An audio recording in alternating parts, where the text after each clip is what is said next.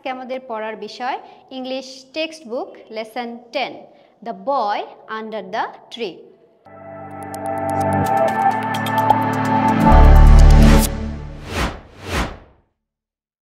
বিসমিল্লাহির রহমানির রহিম। আসসালামু আলাইকুম। রংপুর ক্যাডেট কোচিং আয়োজিত অনলাইন ক্লাসে আজকে তোমাদেরকে স্বাগতম। সাথে আছি আমি রিফাত সুলতানা লীরা, ইংলিশ ডিপার্টমেন্ট। চলো আজকে আমরা দেখি আমাদের যে ছবিটা দেখতে পাচ্ছি সেটা দেখে আমরা বুঝতে পারছি আজকে আমাদের পড়ার বিষয় English text book lesson 10 the boy under the tree. দেখো আমি এর আগের ক্লাসগুলোতে তোমাকে বলেছিলাম আমাদের টেক্সট বুক পড়তে গেলে যে বিষয়গুলো আগে দরকার সেগুলো হচ্ছে যে কোনো টেক্সট পড়বো যখন সেই টেক্সট থেকে অবশ্যই ভোকাবুলারিটা জেনে নেব। ভোকাবুলারি মিনস তোমাদের ওই সেন্টেন্সগুলো বা হচ্ছে ওই টেক্সটের যে ওয়ার্ডগুলোর মিনিং জানতে হবে। সেগুলো হচ্ছে প্রোনাউন্সিয়েশন, ফার্স্ট অফ অল তোমাকে জানতে হবে প্রোনাউন্সিয়েশন, উচ্চারণটা ভালো করে করতে হবে। তারপর পার্টস অফ স্পিচ, প্রতিটা ওয়ার্ডের পার্টস অফ স্পিচ জানতে হবে। তারপর Bangla meaning, English meaning, synonym, antonym সবগুলোই আমরা জানার চেষ্টা করব। আজকের প্যাসেজটা হচ্ছে the boy under the tree. দেখি এই প্যাসেজটাতে আমরা দেখেছি কিছু ওয়ার্ড তোমাদের জন্য আমি সিলেক্ট করেছি, সেগুলো হচ্ছে আফার। আফার মানে হচ্ছে একটু দূরে। এটা কোন পার্টস অফ স্পিচ? এটা হচ্ছে পার্টস অফ স্পিচ অ্যাডভার্ব। এটার বাংলা অর্থ দূরে এবং এটা সিনোনিম হিসেবে আমরা ইউজ করতে পারি ফার অ্যাওয়ে এবং অ্যান্টোনিম হিসেবে ইউজ করতে পারি নিয়ার। এরপর এফোর্ট। এফোর্ট শব্দটার বাংলা অর্থ সামর্থ্য থাকা, যে কোনো কিছু কেনার অ্যাবিলিটি যেটাকে বলা হয় সেটা হচ্ছে এফোর্ট করা। এটার পার্টস অফ স্পিচ ভার্ব। এরপর এটা সিনোনিম আমরা দেখতে পারবো পারচেস, কোনো কিছু ক্রয় করা। তারপর দেখতে পাচ্ছি বিয়ার, এর অ্যান্টোনিম হিসেবে আমরা ইউজ করতে পারবো রিসেক্ট, উচ্চারণটা হচ্ছে রিসেক্ট, ভালো করে দেখে নিবা। তারপর বাইসাইক্লিং। বাইসাইকেলিং পার্টস অফ স্পিচ নাউন, এর বাংলা অর্থ দুই চাকা বিশিষ্ট বাইসাইকেল, তোমরা সবাই কিন্তু বাইসাইকেল চিনে থাকো। তারপর দেখছি এর সিনোনিম আমরা ব্যবহার করতে পারবো সাইক্লিং এবং এটার অ্যান্টোনিম কিন্তু আমরা পাই না। এ ধরনের শব্দগুলো সাধারণত অ্যান্টোনিম থাকে না। নেক্সট আমরা দেখতে পাচ্ছি ক্যাটাগোরাইজ। ক্যাটাগোরাইজ মানে হচ্ছে শ্রেণীভুক্ত করা বা শ্রেণীকরণ করা। এর পার্টস অফ স্পিচ ভার্ব। এর সিনোনিম দেখতে পাচ্ছি ক্লাসিফাই। এর অ্যান্টোনিম আমরা দেখতে পাচ্ছি স্ক্র্যাম্বল, উচ্চারণটা স্ক্র্যাম্বল, আমি আবার বলছি স্ক্র্যাম্বল। এছাড়াও আমরা আরও একটা অ্যান্টোনিম দেখতে পাচ্ছি ডিক্লাসিফাই। ক্লাসিফাইড অ্যান্টোনিম ব্যবহার করতে পারবো ডিক্লাসিফাই। এরকম আরও কিছু শব্দ রয়েছে যেমন চেস। চেস মানে হচ্ছে দাবা খেলা, এটা পার্টস অফ স্পিচ নাউন, এটার অ্যান্টোনিম বা সিনোনিম নাই বললেই চলে ক্র্যাশ, এটা হচ্ছে নাউন। আর পঙ্গু লোকের বগলে লাগিয়ে চলার একটা লাঠি যেটাকে বলা হয়, একজন লোক যে কিনা ফিজিক্যালি ডিসেবল থাকে তাকে চলার জন্য তো একটা কিছু শক্তি বা সাপোর্টের প্রয়োজন পড়ে, তখন সেই লোকেরা ইউজ করতে পারে ক্র্যাচ। এটার পার্টস অফ স্পিচ নাউন। এটার আমরা সিনোনিম দেখতে পারি ব্রেসেস, সিনোনিম বলতে পারি ব্রেসেস। নেক্সট যেটা শব্দ সেটা হচ্ছে ডিসহার্টেন্ড, মানে কেউ আমাকে কষ্ট দিলে তখন আমরা বলতে পারবো disheartened. Parts of speech adjective. Parts of speech হচ্ছে অ্যাডজেক্টিভ এবং বাংলা মিনিং বলতে পারবো মনক্ষুণ্ণ হওয়া ডাউন হার্টেড। এটার সিনোনিম আমরা ব্যবহার করতে পারবো ডাউন হার্টেড। এছাড়া আমরা সহজেই শর্টকাট একটা ইউজ করতে পারি, সেটা হচ্ছে স্যাড। এরপর আমরা দেখতে পাচ্ছি অ্যান্টোনিম। সেখানে আমরা যেখানে দুঃখ পাচ্ছি সেখানে তো আনন্দ পেতেই পারি, তাহলে সেখানে লিখতে পারি চিয়ার্ড অথবা লিখতে পারি হার্টেন্ড, আনন্দিত হওয়া। আরও কিছু শব্দ রয়েছে সেগুলো দেখে নেব।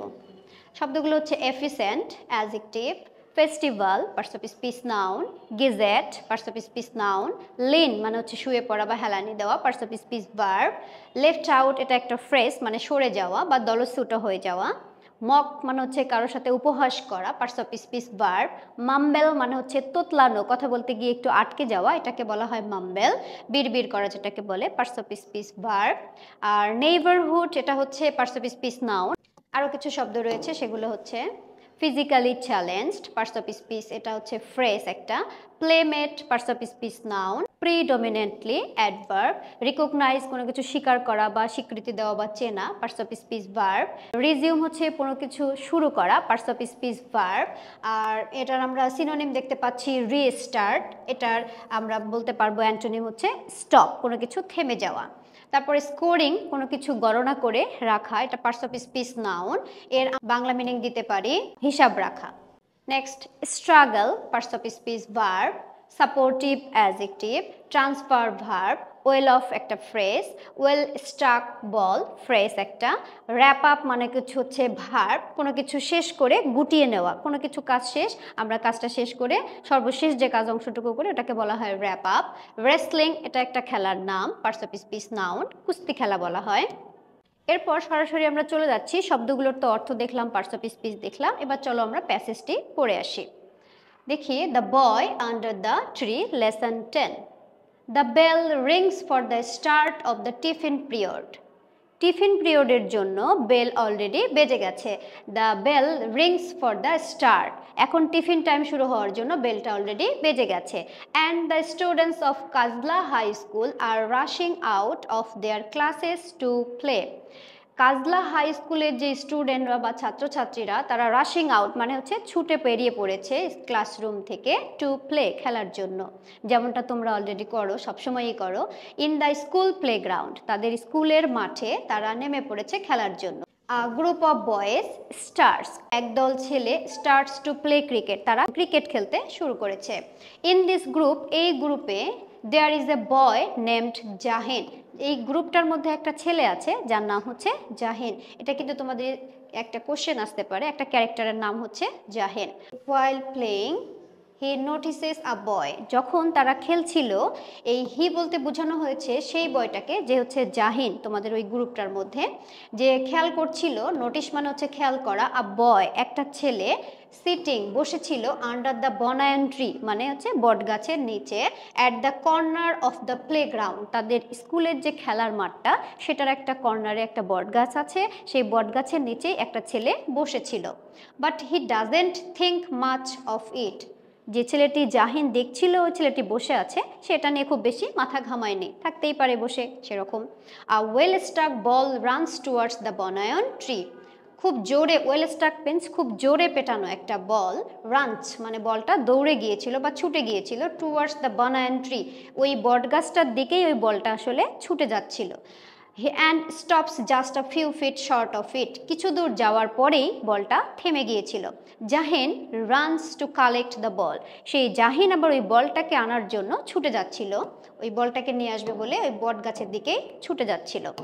Next, as he gets near the tree, যখনই সে গাছের ঠিক কাছাকাছি চলে গেছে, he recognizes the boy sitting under the tree, সে দেখতে পেল, আন্ডার দ্য ট্রি সে দেখতে পেল গাছের নিচে ওই ছেলেটি বসে আছে। অ্যাজ হিজ ক্লাসমেট, যে ছেলেটি বসে আছে সে তো তার হচ্ছে ক্লাসমেট, যার নাম ছিল জামাল। যে ছেলেটি গাছের নিচে বসেছিল সেই ছেলেটির নাম Jamal.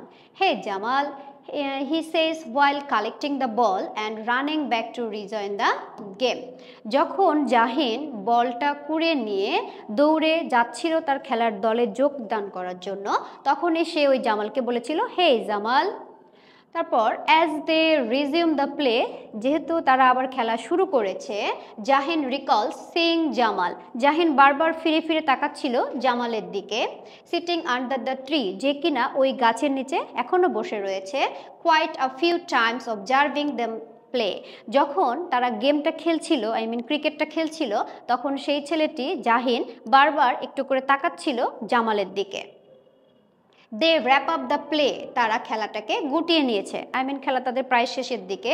As the bell Rings, যেহেতু টিফিন পিরিয়ড শেষ হয়ে গেছে, বেল বাজতে শুরু করেছে, তাই তারা খেলাটাকে গুটিয়ে নিচ্ছে বা শেষের দিকে নিয়ে আসছে।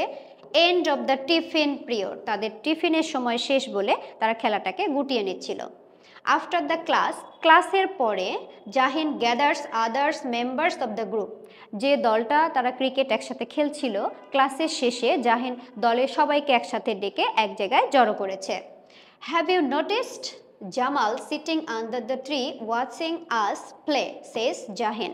জাহিন তখন সবাইকে একসাথে বলছিল, হ্যাভ ইউ নোটিসড, তোমরা কি খেয়াল করেছো, Jamal sitting under the tree, Jamal গাছের নিচে সেই বসেই ছিল। ওয়াচিং আস প্লে, আমরা যখন খেলছিলাম তখন জামাল ওই গাছের নিচেই বসেছিল। তখন সবাই বলছে, ইয়া, হ্যাঁ দেখেছি। হোয়াট অফ ইট, কি হয়েছে তাতে। সেস ওয়ান, তাদের দলের মধ্যে যে কোনো একজন বলে উঠলো, হ্যাঁ দেখেছি তো, সে ছিল ওখানে, তাতে কি হয়েছে। He often does, says another, আরও একজন তখন বলে উঠল, সে তো প্রায়ই এটা করে, সবসময়ই তো থাকে, তাতে কি হয়েছে? It seems he is interested in joining us to play, says Jahin. Jahin তখন বলে দিল বা বলে উঠল, it seems he is interested, আমার মনে হয় তার বসে থাকার ধরন বা যাই হোক এটাকে দেখে মনে হয় সে আমাদের সাথে খেলতে আগ্রহী, সে আমাদের সাথে জয়েন করতে চায়, বাট হি কান্ট, কিন্তু সে পারে না। অ্যান্ড উই নো, এবং আমরা জানি দ্য রাইট রিজন, আমরা কিন্তু সবাই জানি তার কারণটা কি, কেন সে আমাদের সাথে জয়েন করতে পারে না। ওয়ান মাম্বেল, একজন তুতলিয়েই বলার চেষ্টা করছিল, আসলে আমরা কিন্তু সবাই জানি কেন সে আমাদের সাথে জয়েন করতে পারছে না। আই হ্যাভ অ্যান আইডিয়া, আমার একটা আইডিয়া আছে, আমি একটা চিন্তা ভাবনা করেছি, সেস জাহিন। জাহিন তখন বলে দিল, আমার একটা আইডিয়া আছে জামালকে নিয়ে। Jahin shares his idea with the group, Jahin তার যে চিন্তাটা বা জামালকে নিয়ে যে ভাবনাটা সে ভেবেছিল সেটা সবার সাথে শেয়ার করছিল। The next day Jamal is sitting under the tree, পরের দিনও ঠিক অ্যাজ ইউজুয়াল আগের মতোই জামাল গাছের নিচে বসে রয়েছে। But Jahin's group is nowhere to be seen, but জাহিনের যে খেলার দলটা, সেই দলটাকে কোথাও দেখা যাচ্ছে না। Feeling a little disheartened, Jamal stands up leaning against the tree. Feeling disheartened, সে একটু কষ্ট পেয়ে জামাল স্ট্যান্ডস আপ, জামাল দাঁড়িয়ে গেল, গাছের সাথে হেলানি দিয়ে, লিনিং বলতে হেলানি দেওয়া, গাছের সাথে ভর দিয়ে তার ক্র্যাশ দুটিকে নিয়ে সে দাঁড়িয়ে গেল, কারণ সে কোথাও দেখতে পাচ্ছে না জাহিনদের গ্রুপটা কোথাও খেলছে না।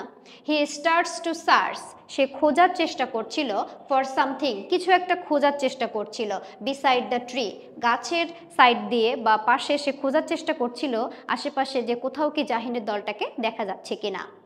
আহ দেয়ার ইউ আর, ও তুমি এখানে, জামাল সেস, যখন জামাল বলে উঠল টু হিমসেলফ, নিজে নিজেই সে কথা বলছিল, ও তুমি এখানে।